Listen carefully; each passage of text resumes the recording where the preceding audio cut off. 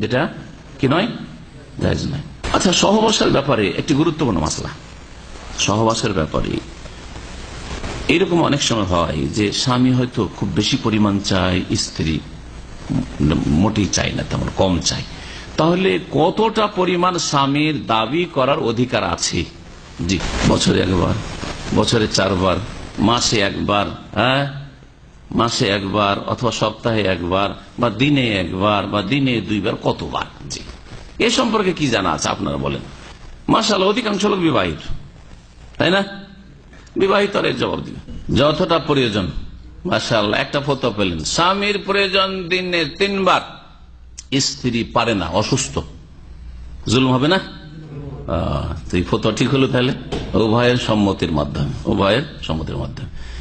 স্ত্রী সুস্থ, তারপরে বলছেন না সপ্তাহে 2 বার, বাস, তখন কি করবেন? তাহলে উভয়ের সম্মতিতে হইল না, উভয়ের সম্মতিতে সপ্তাহে 2 বার সুযোগ পাওয়া যাচ্ছে, কি করবেন? হ্যাঁ বলেন, তাহলে এই ফতোয়া ঠিক হল না, হইল? জি হ্যাঁ, শোনায় ভাষ্যকারদের, ওলামায়ে কেরামদের ভাষায়, বড় বড় যারা ওলামায়ে কেরাম, আমরা তো ছাত্র, তালেবে ইলম, তো ওলামাদের ভাষা শোনায়।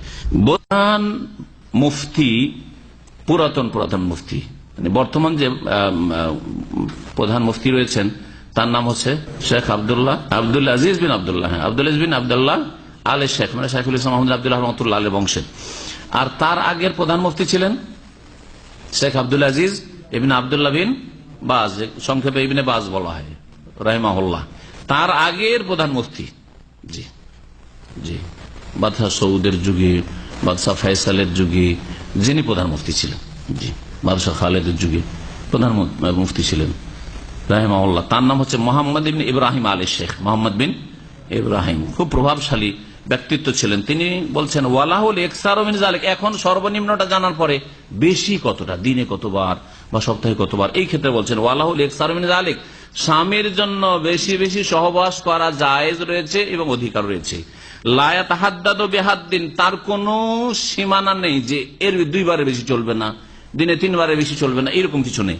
ওয়ালা ইউকাইয়াদু, আর এটা কোনো কিছুর সাথে সম্পৃক্ত নাই যে শুধু রাতে চলবে, সকালে চলবে না, দুপুরবেলা চলবে না, অথবা ভর পেটে চলবে না, খালি পেটে চলবে না, বিকেল বেলা চলবে না, আসর পরে চলবে না, এইরকম শরীয়তে কোনো বাধ্যবাধকতা নেই। মালাম ইয়াদুররা বিহা, যতক্ষণ পর্যন্ত স্ত্রীর জন্য ক্ষতিকর না হয়, এটা অবশ্যই শর্ত। যদি দেখা যায় যে দুর্বল মহিলা আর স্বামীর একাধিকবার সহবাসের কারণে শারীরিক দিক থেকে সে ক্ষতিগ্রস্ত, তাহলে তখন ঠিক হবে না, তখন জায়েজ হবে না। এই জন্য মালাম ইয়াদ, যদি স্ত্রীর ক্ষতির আশঙ্কা না থাকে, তাহলে এর পরিমাণের ক্ষেত্রে, কতবারের ক্ষেত্রে নেই, আর কোন সময় যাবে, সময়ের ক্ষেত্রে কোনো সময় সীমানা নেই। ফাইন আযাররা বিহা ফালা, যদি ক্ষতি হয়, বেশি সহবাসের কারণে ক্ষতি হয় স্ত্রীর, তাহলে জায়েজ হবে না, ক্ষতি করা জায়েজ হবে না। কারণ শরীয়তের নীতিমালার একটি হাদিস রয়েছে, লা দারারা ওয়ালা দিরারা, নবী কারীম সাল্লাল্লাহু আলাইহি ওয়াসাল্লাম বলছেন লা দারারা ওয়ালা দিরারা, নিজেরও ক্ষতি করো না এবং অন্যেরও ক্ষতি করো না, নিজেরও ক্ষতি করিও না এবং অন্যেরও ক্ষতি করিও না। আপনি নিজের যেমন শরীর স্বাস্থ্যের খেয়াল রাখবেন, তেমন আপনার স্ত্রীর শরীর স্বাস্থ্যের খেয়াল রাখা ফরজ, আবশ্যক।